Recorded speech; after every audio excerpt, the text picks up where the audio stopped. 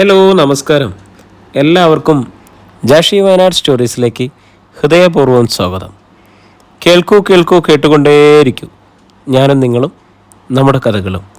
നമ്മളിപ്പോൾ കേട്ടുകൊണ്ടിരിക്കുന്നത് വൈഗ IPS എന്ന ത്രില്ലർ സസ്പെൻസ് റൊമാൻറ്റിക് നോവലിൻ്റെ 8ാമത്തെ അധ്യായമാണ്. എല്ലാവർക്കും ഒരിക്കൽ കൂടി നോവലിലേക്ക് സ്വാഗതം. CI ഗണേഷ് വൈഗയുടെ മുഖത്തേക്ക് ചോദ്യഭാവത്തിൽ നോക്കി. വനിതാ കോൺസ്റ്റബിൾ റോസി റൂമിന് പുറത്തു നിൽക്കുന്നുണ്ട്. റോസിയുടെ കൈപ്പത്തി കവളത്തുനിന്ന് പതിഞ്ഞാൽ സീന നക്ഷത്രം എണ്ണി കൊണ്ട് സത്യം പറയും. റോസിയെ അകത്തേക്ക് വിളിക്കട്ടെ എന്നാണ് CIയുടെ നോട്ടത്തിൻ്റെ അർത്ഥം. വരട്ടെ എന്ന് ശബ്ദം നൽകിക്കൊണ്ട് വൈഗ വിരൽ ചലിപ്പിച്ചു. എന്നിട്ട് ഉറക്കെ വിളിച്ചു, സീന. ഞെട്ടിത്തെറിച്ചതുപോലെ സീന മുഖത്തു നിന്നും കൈകൾ മാറ്റിയിട്ട് മിഴിച്ചു നോക്കി. നീ മിത്രയെ അറിയുമോ? വിഷയം മാറ്റി പെട്ടെന്നായിരുന്നു ചോദ്യം.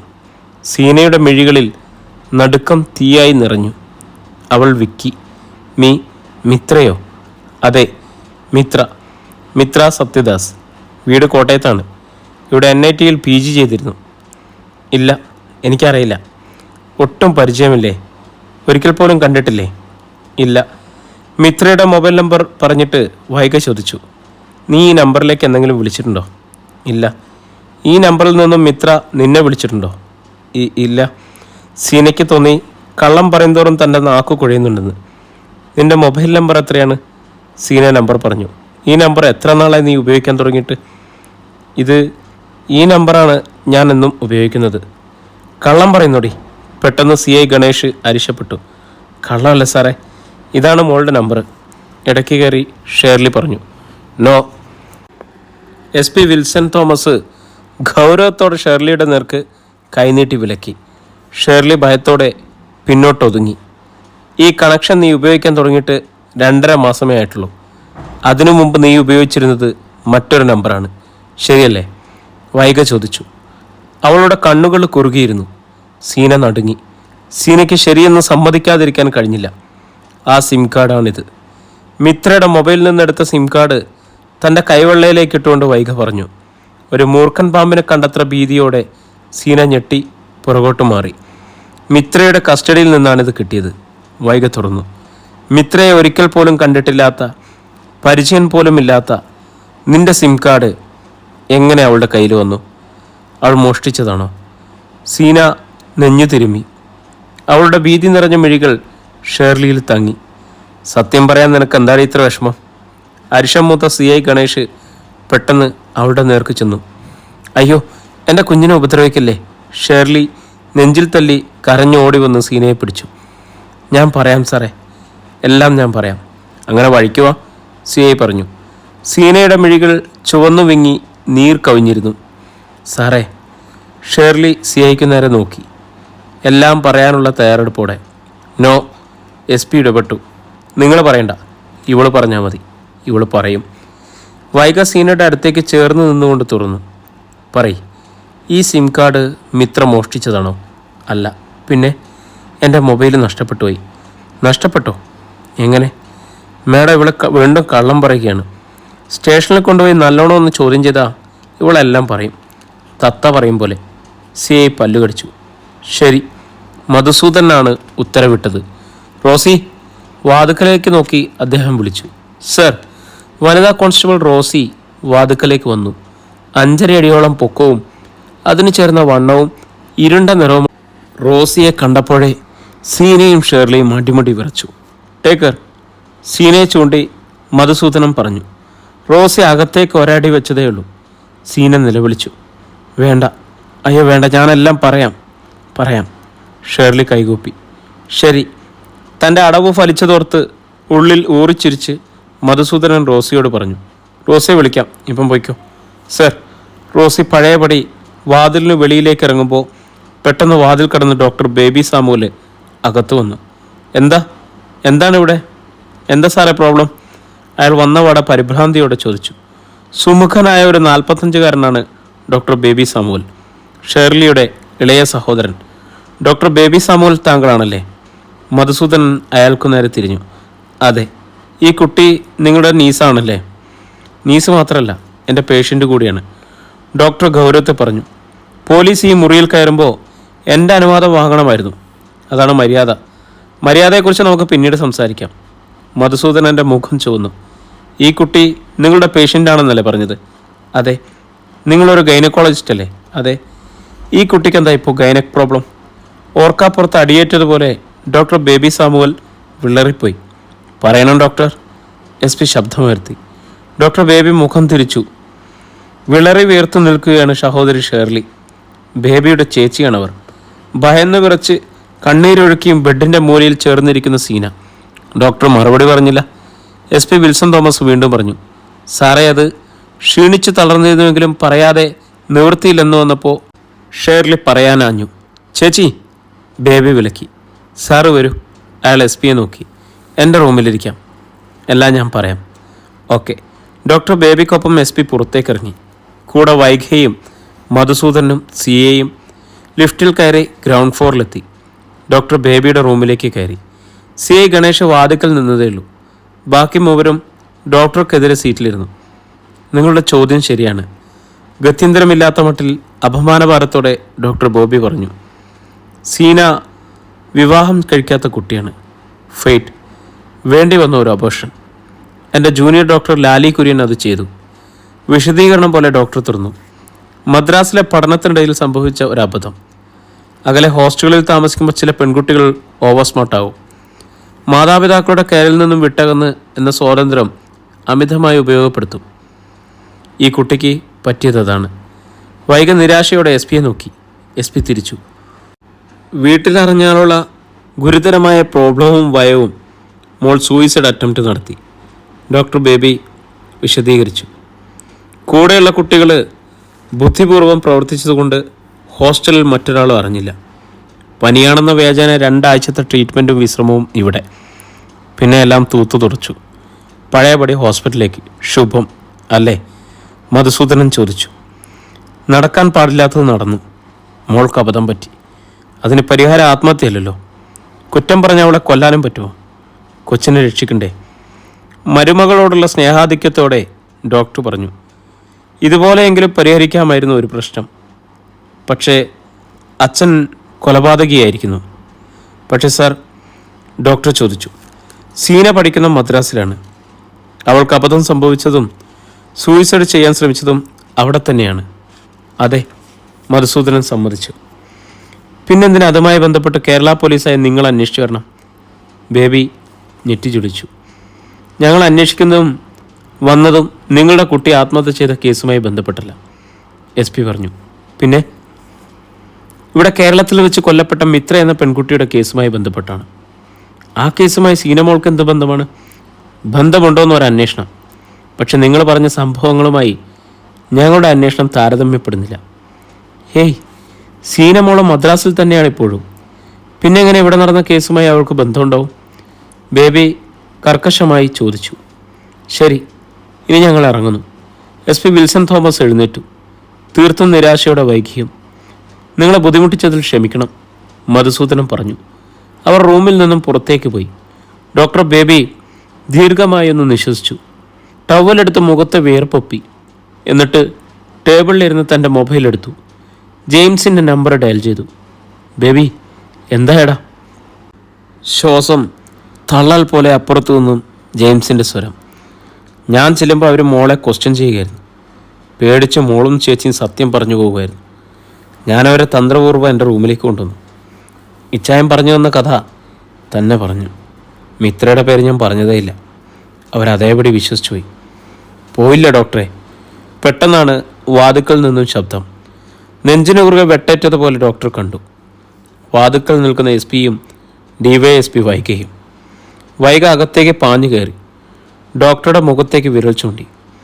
കള്ളക്കഥയാണ് പറയുന്നതെന്ന് ഡോക്ടറുടെ മുഖത്ത് എഴുതി വെച്ചിട്ടുണ്ടായിരുന്നു. പിന്നെ ഞങ്ങൾ എങ്ങനെ പോകും? അവൾ ശബ്ദമില്ലാതെ ചിരിച്ചു. അതുകൊണ്ട് കള്ളക്കഥയാണെന്ന് ഡോക്ടർ തന്നെ പറയുന്നത് ഞങ്ങൾക്ക് കേൾക്കാനൊത്തു. ബേബി വിയർത്തുപോയി. ആ ജെയിംസിനോട് പറഞ്ഞേക്ക്, എന്തൊക്കെ കള്ളക്കഥ തട്ടിക്കൂട്ടിയാലും മകളെ ഞങ്ങളങ്ങ് പൊക്കുമെന്ന്. പറഞ്ഞതും വൈക പുറത്തേക്ക് കുതിച്ചു. നേരെ മുകളിലേക്ക്, ലിഫ്റ്റിൽ. അവിടെ നിന്ന് 304 നമ്പർ മുറിയിലേക്ക്. അവിടെ എത്തുമ്പോൾ മുറിക്ക് കാവൽ നിന്നിരുന്ന റോസിയില്ല. മുറിക്കുള്ളിൽ സീനയും ഷേർലിയുമില്ല. ബെഡിലും ടൈലിട്ട തറയിലും ഒഴുകിപ്പരന്ന കുറേ രക്തം മാത്രം. അധ്യായം 15. ഇത്തിരി സമയത്തിനുള്ളിൽ പെട്ടെന്ന് എന്താണ് സംഭവിച്ചത്? വൈഗ അമ്പരന്നു. മുറിക്കുള്ളിൽ ചോര കണ്ടതോടെ അവൾക്ക് പിന്നാലെ എത്തിയ എസ് പിയും കൂട്ടരും നെറ്റിച്ചൊളിച്ചു. എന്തെങ്കിലും ആക്രമണം നടന്നു? കിഡ്നാപ്പിംഗ് പോലെ? മധുസൂദനൻ സംശയിച്ചു. അല്ല, റോസി എവിടെ? സിയെ 4 പാടും നോക്കി. സർ, അവർ 4 പേരും കണ്ടു. 3-ാം നിലയുടെ നീളം വരാന്തയുടെ അങ്ങേയറ്റത്തു നിന്നും ഓടിക്കിതച്ചു വരുന്ന റോസി. എന്തുപറ്റി റോസി? എന്താണ് സംഭവിച്ചത്? സിയെ ചോദിച്ചു. ആ പെണ്ണും തള്ളയെ എവിടെ? ആര് കൊണ്ടുപോയി? ആ പെങ്കൊച്ചു കൈഞ്ഞരമ്പ് മുറിച്ചതാ സാറേ. കൈഞ്ഞരമ്പ് മുറിച്ചോ? അതെ സാറേ, ആ കൊച്ചു ചാകാൻ തന്നെ ചെയ്തതാ. അവരുടെ തള്ള അടുത്തില്ലായിരുന്നു സാർ. നിങ്ങൾ പോയി കഴിഞ്ഞപ്പോൾ ആ സ്ത്രീ വാതുക്കലേക്ക് വന്നു, എൻ്റെ അടുത്തേക്ക്. ഞങ്ങൾ സംസാരിക്കുന്നതിനിടയിലാണ് കൊച്ചു പണിപറ്റിച്ചത്. റോസി തുറന്നു. തക്കം കിട്ടിയാൽ ചാകാൻ അതിന് പ്ലാൻ ഉണ്ടായിരുന്നെന്ന് തോന്നുന്നു. ബ്ലേഡ് അവളുടെ കയ്യിലുണ്ടായിരുന്നു. ബെഡിൽ തിരിഞ്ഞു കിടന്നുകൊണ്ടാണ് കൈമുറിച്ചത്. ചോര ചീറ്റി തീർന്നിട്ടും അവൾ കമാന്നൊരക്ഷരം മിണ്ടിയില്ല, അനങ്ങിയിട്ടില്ല. അതിശയോക്തിയോടെ റോസി വിവരിച്ചു. അനങ്ങാണ്ടുള്ള ആ കിടപ്പ് കണ്ടപ്പോൾ സംശയം തോന്നിയപ്പോൾ ഞാനാ ചെന്ന് നോക്കി. വേദനയും നീറ്റിലും കടിച്ചു പിടിച്ചവളെ കിടക്കായിരുന്നു. ചോര കുറേ പോയി. ഇപ്പോൾ എമർജൻസി ഓപ്പറേഷൻ തിയേറ്ററിലാണ് സാറേ. ഛേ! വൈഗ അമർഷം കൊണ്ടു. ചോദ്യം ചെയ്ത് അവളെ കൊണ്ട് സത്യം പറയിക്കാൻ ഒരുങ്ങുകയായിരുന്നു. അതിനിടയ്ക്ക് ഡോക്ടർ ഓടിക്കയറി വന്ന് എല്ലാം നശിപ്പിച്ചത്. ഇത്ര ദൂരം വന്നത് വെറുതെയായി. ആ കുട്ടിക്ക് പിന്നിൽ എന്തോ വലിയൊരു രഹസ്യമുണ്ട്. Connect with Mitra. നമുക്ക് മുൻപ് പിടിച്ചു നിൽക്കാനാവാതെ അതവൾ തുറന്നു പറയാൻ ഭാവിച്ചപ്പോഴാണ് ഡോക്ടർ കയറി വന്നത്. മനഃപൂർവ്വം, എസ് പി പറഞ്ഞു. ആ സത്യം വെളിപ്പെടുത്തേണ്ടി വരുന്ന സാഹചര്യത്തെ അവൾ ഭയക്കുന്നു. അതാണ് അവൾ ഈ കടുങ്കൈ ചെയ്തത്. ഒരാത്മഹത്യാ ശ്രമം പരാജയപ്പെട്ട പിന്നെ സാധാരണഗതിയിൽ ഉടനെയെങ്ങും ഒരാൾ അത്തരമൊരു ശ്രമത്തിന് ധൈര്യപ്പെടില്ല. ഇപ്പോൾ വീണ്ടും അതിന് ശ്രമിച്ച സ്ഥിതിക്ക് നമ്മൾ മനസ്സിലാക്കേണ്ട ഒന്നുണ്ട്, വൈഗ പറഞ്ഞു. തീർച്ചയായും, എസ് പി തുറന്നു. വൈഗയുടെയും അഡ്വക്കേറ്റ് രാജീവിൻ്റെയും പിന്നാലെ വന്ന അതേ ശത്രു കടുത്ത ഭീഷണിയുമായി ഇവൾക്ക് പിന്നിലുമുണ്ട്, അല്ലേ? നമ്മുടെ ഊഹം ശരിയാണ് സർ. അന്നും ഇത്ര ആക്രമിക്കപ്പെടുന്നത് സീന കണ്ടു. അവളത് മൊബൈലിൽ ഷൂട്ട് ചെയ്തു. അതറിയാവുന്ന ശത്രുക്കൾ അന്നും ഇന്നും അവൾക്ക് പിന്നാലെയുണ്ട്. അവർക്കറിയാം സീന ഷൂട്ട് ചെയ്ത വീഡിയോ ക്ലിപ്പിംഗ് എന്നായാലും അവർക്ക് ദോഷം ചെയ്യുന്നത്. അത് നശിപ്പിക്കുക തന്നെയാണ് അവരുടെ ലക്ഷ്യം. അവർ മിത്രയെയും ഭീഷണിപ്പെടുത്തിയിട്ടുണ്ടാവും സർ, വൈഗ തുറന്നു. സാധാരണ പെൺകുട്ടികളെ പോലെയല്ല മിത്ര. വളരെ ബോൾഡാണ്. അനിഷ്ടമായി എന്ത് കണ്ടാലും അവൾ പ്രതികരിക്കും. ബസ്സിൽ പൂവാലന്മാരുടെ ശല്യമുണ്ടായാൽ ഒന്നുകിൽ അവൾ തന്നെ അവരെ കൈകാര്യം ചെയ്യും, അല്ലെങ്കിൽ പോലീസിനെ വിളിച്ചേൽപ്പിക്കും. എന്തുണ്ടായാലും അപ്പോൾ തന്നെ എന്നെ വിളിച്ചു പറയുകയും ചെയ്യും. പക്ഷേ ഇക്കാര്യം ഇത്ര ക്രൂരമായ ഒരു ആക്രമണത്തിനിരയായിട്ടും അതവൾ എന്നോട് പറഞ്ഞിട്ടില്ല സാർ. ദാറ്റ് മീൻസ് ശത്രു നീരാളിയായി അവളെ വളഞ്ഞു പിടിച്ചിട്ടുണ്ടാവും ദൈക്ക. അതെ സർ, അവനൊരു നീരാളി തന്നെയാണ്. നമുക്കവനെ കണ്ടെത്തിയാൽ മതിയാവും. സീനയുടെ ക്രിട്ടിക്കൽ സിറ്റുവേഷൻ കഴിയട്ടെ, അവൾക്കെ നമ്മൾ സഹായിക്കാനാവും. ഇവിടുത്തെ കാര്യം മധു നോക്കിക്കൊള്ളും. വൈഗ, എസ് പി പറഞ്ഞു. നമുക്ക് ഉടനെ മടങ്ങാം. എന്താ സർ? സി ഗോപം വിളിച്ചിരുന്നു. അഖിലിനെ ഇതുവരെ ട്രേസ് ചെയ്യാൻ കഴിഞ്ഞിട്ടില്ല എന്ന് മാത്രമല്ല, ആ പ്രതാപനും രേണുകയും വളരെ വിദഗ്ധമായി തന്നെ ഒളിച്ചിരിക്കുന്നു. വൈഗയുടെ മുഖം വലിഞ്ഞു മുറുകി. അവരെ കിട്ടും സാർ. ഞാൻ ചെന്നാൽ അവരെ കിട്ടും. ശരി, നമുക്ക് പുറപ്പെടാം. അവരിറങ്ങി. ഹോസ്പിറ്റൽ മുറ്റത്തെ പകൽ പോലുള്ള വൈദ്യുതി വെളിച്ചത്തിൽ അവർ വന്ന വണ്ടി പാർക്ക് ചെയ്തിരിക്കുന്നു. ശ്രീധരൻ പിള്ള അവരെ കണ്ട് വണ്ടി സ്റ്റാർട്ട് ചെയ്തു. പുലർച്ചെ 4 മണിക്ക് മുമ്പ് അവർ കോട്ടയത്തെത്തി. വൈകിയെ അമ്പാടിയിൽ ഇറക്കിയിട്ട് എസ് പി പറഞ്ഞു, താൻ അല്പം വിശ്രമിച്ചോളൂ, അല്പം ഉറങ്ങുക. അത് കഴിഞ്ഞു മതി ഇന്നത്തെ ഓപ്പറേഷൻ. അനുതാപത്തോടെയായിരുന്നു ആ പറച്ചിൽ.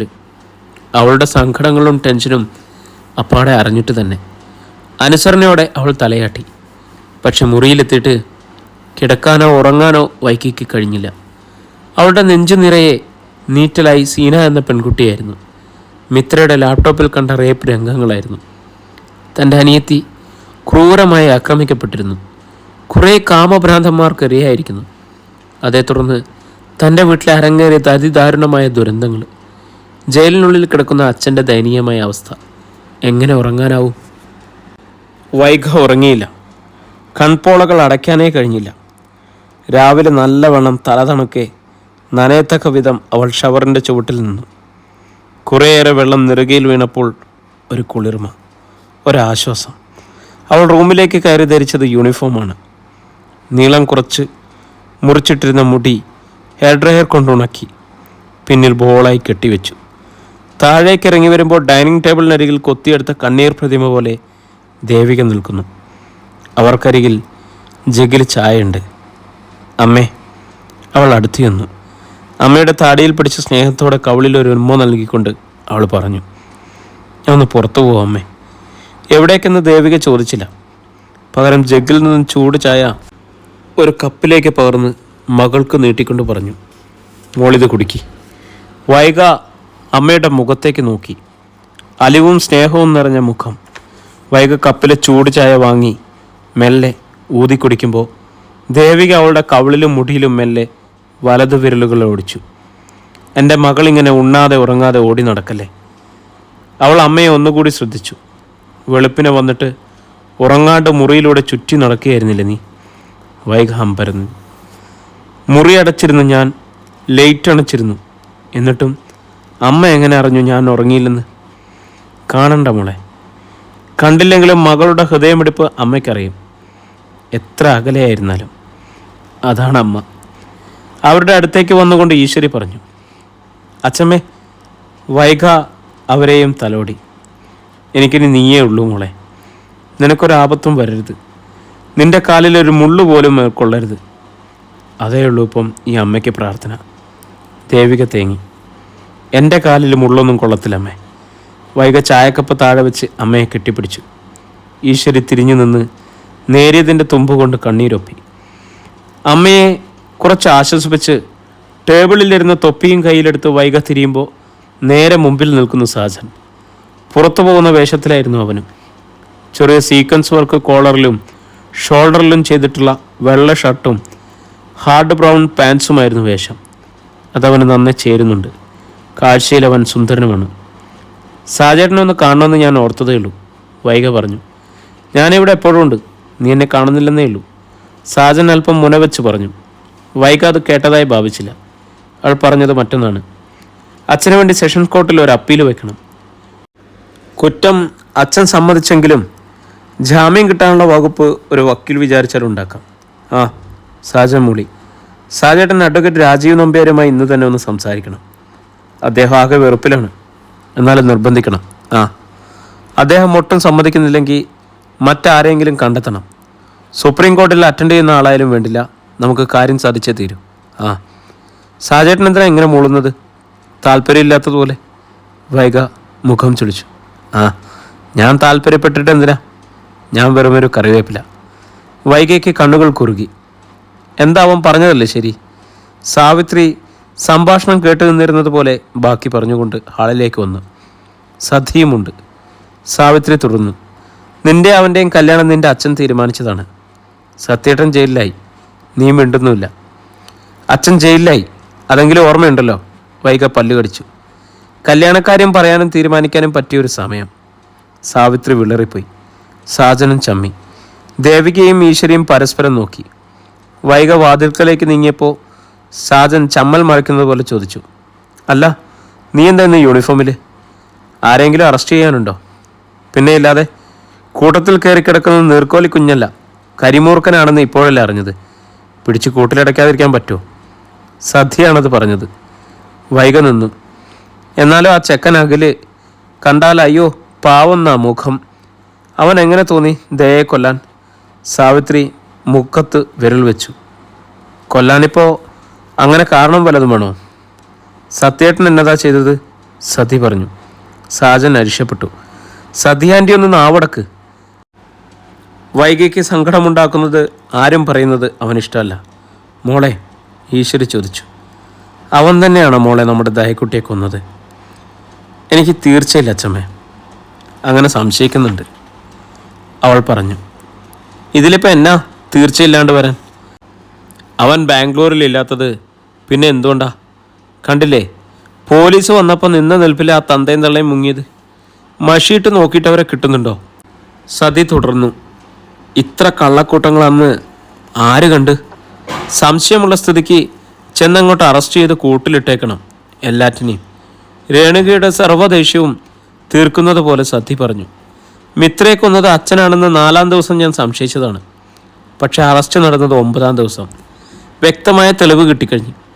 അതുപോലെ ആവശ്യം വരുമ്പോൾ അറസ്റ്റ് നടക്കും. അതിനാരും നിർദ്ദേശിക്കണ്ട. വൈഗ പറഞ്ഞു നിർത്തുമ്പോൾ കേട്ടു ഒരു വിങ്ങിക്കരച്ചിൽ. ദേവികയാണ്. നേരാണോ മോളെ? അഖിലാണോ അത് ചെയ്തത്? ദേവിക ചോദിച്ചു. അവനെയും ആ സാക്കിയെയും സംശയിക്കുന്നുണ്ട് പോലീസ്. അവൻ എങ്ങനെ തോന്നി മോളെ? ദയമോളെ ഇങ്ങനെ ക്രൂരമായിട്ട് കൊല്ലാൻ? എനിക്കും അതറിയില്ലമ്മേ. ഈ ജന്മത്തവൻ ഗുണം പിടിക്കുകയല്ല. ദേവിക നെഞ്ചിൽ കൈവച്ചു. നെഞ്ചുപൊട്ടി ശപിക്കുക ഞാൻ. എൻ്റെ പൊന്നുമോളെ അവനാ കൊന്നതെങ്കിൽ അവനും ആ കുടുംബം മുടിഞ്ഞു പോകും. സങ്കടം സഹിക്കാനാവാതെ പ്രാകൃതമായി ദേവിക പറഞ്ഞു. വൈഗയുടെ കൈത്തലം രണ്ടും കൂട്ടിച്ചേർത്ത് പിടിച്ച് സ്വന്തം നെഞ്ചോട് ചേർത്ത് ദേവിക പറഞ്ഞു കണ്ണീരോടെ. അവനെ കണ്ടുപിടിക്കണം മോളെ, എങ്ങനെയും കണ്ടുപിടിക്കണം. എന്നിട്ട് ജയിലിലടയ്ക്കണം. പരമാവധി ശിക്ഷ വാങ്ങിക്കൊടുക്കണം. കൊലക്കയറിൻ്റെ തുമ്പത്ത് അവൻ പിടഞ്ഞ് ചാകുന്നത് എനിക്ക് കാണണം. ഞാൻ അവനെ അന്വേഷിക്കുകയാണ് അമ്മേ. തീർച്ചയായും അവനെ കണ്ടേക്കും. നമ്മുടെ ദയക്കൊന്ന് അവനെ ഞാൻ പുറം ലോകം കാണിക്കില്ല. അതുപോലെ മതി. ദേവികയുടെ ശബ്ദം ദൃഢമായി. അഖിൽ സ്വന്തം സഹോദരൻ്റെ പുത്രനാണ്. ഇങ്ങനെ പറയാൻ പാടില്ലാത്തതാണ്. പക്ഷെ കൊല്ലപ്പെട്ടതോ തൻ്റെ ഓമന കുഞ്ഞ്, ഏറ്റവും ഇളയവള്. ഈ മാറിൽ ഒട്ടിക്കിടന്ന് മുലപ്പാൽ നുണഞ്ഞത് ഇന്നലെയാണെന്ന് തോന്നും പോലെ അത്രയ്ക്ക് പൈതലായിരുന്നു അവൾ. എങ്ങനെ തോന്നി അവനവളെ ഇങ്ങനെ കൊല്ലാൻ? അതെന്തിനു വേണ്ടിയാണെങ്കിലും. വൈഗ മുറ്റത്തേക്കിറങ്ങി. തൻ്റെ വണ്ടി സ്റ്റാർട്ട് ചെയ്യുന്നതിനിടയിൽ CI ഗോപകുമാറിനെ വിളിച്ചു. നമുക്ക് പുതുപ്പള്ളി വരെ പോകണം. അഖിലിൻ്റെ വീടൊന്ന് പരിശോധിക്കണം. കീ കിട്ടിയോ മേഡം? കീ വേണ്ട, തല്ലിപ്പൊളിക്കണം. ഞാൻ റെഡി മേഡം. പുതുപ്പള്ളി ജംഗ്ഷൻ തിരിഞ്ഞ് 2 ഫർലോക്ക് തോട്ടക്കാട്ട് റോഡിലൂടെ നീങ്ങുമ്പോൾ ഒരൊറ്റ നില ബിൽഡിങ്ങിൻ്റെ മുമ്പിൽ വണ്ടി നിന്നു. മനോഹരമായി തീർത്ത വീട്. വൈഗയ്ക്കൊപ്പം CIയും കൂട്ടരും ഇറങ്ങുമ്പോൾ കുറച്ചകലെ നിന്നിരുന്ന കോൺസ്റ്റബിൾ രവീന്ദ്രൻ ഓടി വന്നു. അഖിലിൻ്റെ വീട് വാച്ച് ചെയ്യാൻ രഹസ്യമായിട്ട് നിയമിച്ചിരുന്നതാണ് കോൺസ്റ്റബിൾ രവീന്ദ്രനെ. മേഡം, 5 ദിവസമായിട്ട് ഞാൻ ഈ പരിസരത്തുണ്ട്. ഇടയ്ക്ക് ആ പ്രതാപൻ മാത്രം വരും, തിരിച്ചു പോകും. അല്ലാതെ മറ്റാരും ഇതിനുള്ളിലേക്ക് വരികയോ പോവുകയോ ചെയ്തിട്ടില്ല, രവീന്ദ്രൻ പറഞ്ഞു.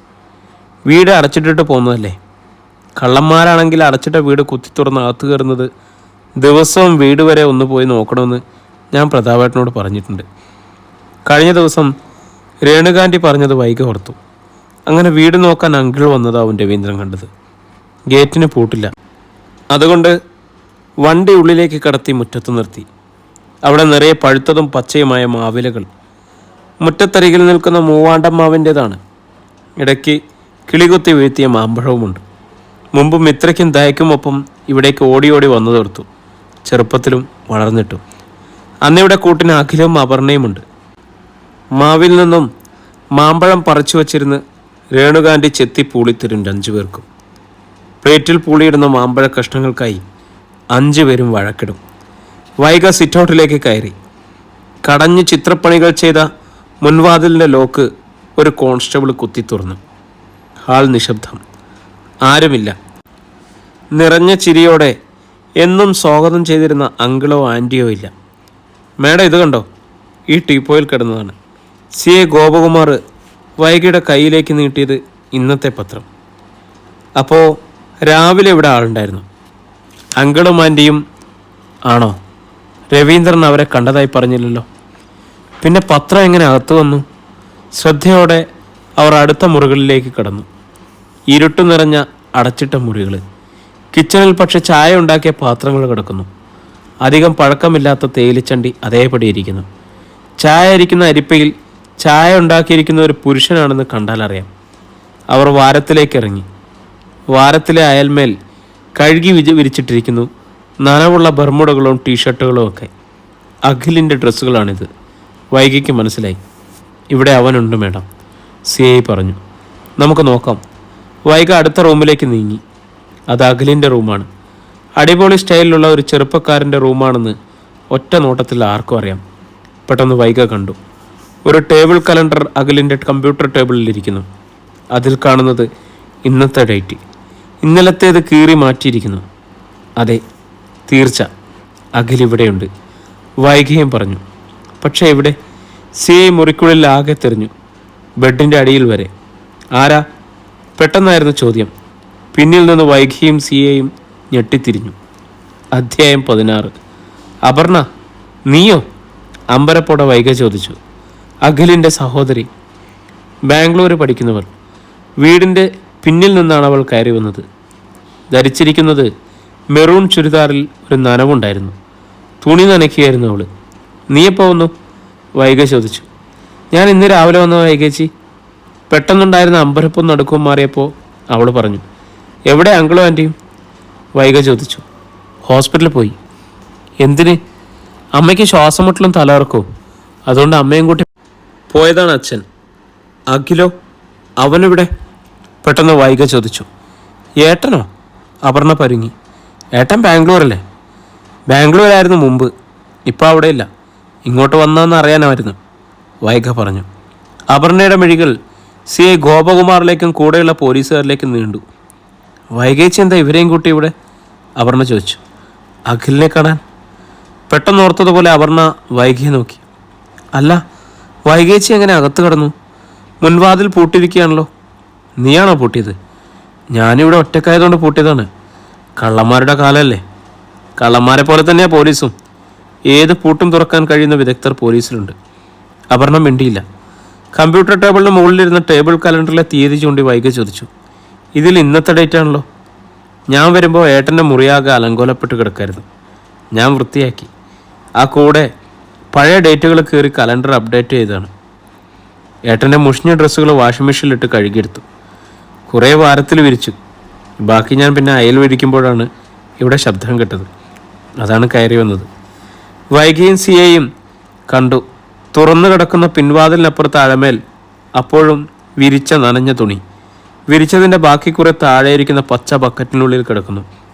അപർണ, വൈകിയുടെ സ്വരം നീക്കുറി കർക്കശമായിരുന്നു. നിന്റെ ഏട്ടൻ ബാംഗ്ലൂരിലില്ല. അവൻ്റെ റൂംമേറ്റ് സാക്കി പറഞ്ഞത് അവനിവിടെ കോട്ടയത്തുണ്ടെന്നാണ്. ഞങ്ങൾ പോലീസ് കരുതുന്നു അവൻ ഈ വീട്ടിലുണ്ടെന്ന്. ഇല്ല വൈകേച്ചി, ഏട്ടൻ ഇവിടെ ഇല്ല, സത്യം, അപർണ പറഞ്ഞു. അവളുടെ സ്വരം വിറയ്ക്കാൻ തുടങ്ങി. അതെ, നീ പറഞ്ഞതെല്ലാം സത്യം തന്നെ ആയിരിക്കണം. വൈക അതേ സ്വരത്തിൽ തുറന്നു. അറിയാലോ നിനക്കെന്നെ. കള്ളമാണ് പറഞ്ഞതെങ്കിൽ. അപർണയ്ക്കറിയാം. ചെറുപ്പത്തിൽ കളിയായി കള്ളം പറയുന്നത് പോലും ക്ഷമിക്കുന്ന കൂട്ടത്തിലല്ല വൈക. മിത്രയേക്കാൾ ദഹയേക്കാൾ അപർണയാണ് അക്കാര്യത്തിൽ വൈകിയെ ഭയപ്പെട്ടിരുന്നത്. ഗോപ, വരു പോകാം, വൈക പറഞ്ഞു. വൈകയ്ക്കൊപ്പം ഗോപനും ആ മുറിയിൽ നിന്നും ഹാളിലേക്ക് ഇറങ്ങുമ്പോൾ യാദൃച്ഛികമായ വൈകിയുടെ മിഴികൾ അപർണയുടെ റൂമിലേക്ക് നീണ്ടു. ടേബിളിൽ അപർണയുടെ വാനിറ്റി ബാഗ്. വൈക അങ്ങോട്ട് കയറി വേഗം അതെടുത്തു. അപർണയുടെ ഹൃദയം പെരുമ്പറ കൊട്ടി. അതിൽ നിന്നും വൈക ഒരു എയർ ടിക്കറ്റ് എടുത്തു. ബംഗളൂരുവിൽ നിന്നും അപർണ കോഴിക്കോട്ടേക്ക് യാത്ര ചെയ്ത ടിക്കറ്റാണിത്. ഡേറ്റ് 5, ഇന്ന് ഡേറ്റ് 9. നീ ഇന്ന് വന്നതല്ലേ? വൈക വെട്ടിത്തിരിഞ്ഞു. 3 ദിവസം മുമ്പ് വന്നതാണല്ലോ. അപർണ തീയിൽ ദഹിച്ചതുപോലെ നിന്നു. ആൻറ്റിയും അങ്കിളും അമ്പാടിയിലായിരുന്നു. കഴിഞ്ഞ 3 രാത്രിയും 2 പകലും നീ ഇവിടെ ഒറ്റയ്ക്കായിരുന്നോ? അപർണ പരുങ്ങി. പറയ്, നീ തനിച്ചായിരുന്നോ? അഖിൽ ഇവിടെ ഉണ്ടായിരുന്നില്ലേ നിനക്ക് കൂട്ടായി? ആരും സംശയിക്കാതിരിക്കാൻ അങ്കിളും ആൻറ്റിയും അമ്പാടിയിൽ തങ്ങി, അതല്ലേ ശരി? വൈക ചോദിച്ചു. അപർണ മൗനം. അപ്പോൾ നീ പറയില്ല അല്ലേ? അവൾക്ക് മൗനം തന്നെ. വൈക ചുറ്റും നോക്കി. തുറന്നു കൊടുക്കുന്ന പിൻവാതിലും മുറ്റത്തെ വക്കറ്റിൽ വിരിക്കാനുള്ള തുണികളും ശ്രദ്ധിച്ചു. പുറത്തേക്ക് ഈ വാതിലും മുൻവാതിലും കൂടാതെ അടുക്കളയിൽ നിന്നൊരു വാതിൽ കൂടിയുണ്ട്. 3 വാതിൽ. വൈകയ്ക്കറിയാം താക്കോൽക്കൂട്ടം എവിടെയാണ് വയ്ക്കാറുള്ളതെന്ന്. അവൾ തന്നെ അതെടുത്തു കൊണ്ടുവന്നു. പിൻവാതിൽ വലിച്ചടച്ച് പൂട്ടി.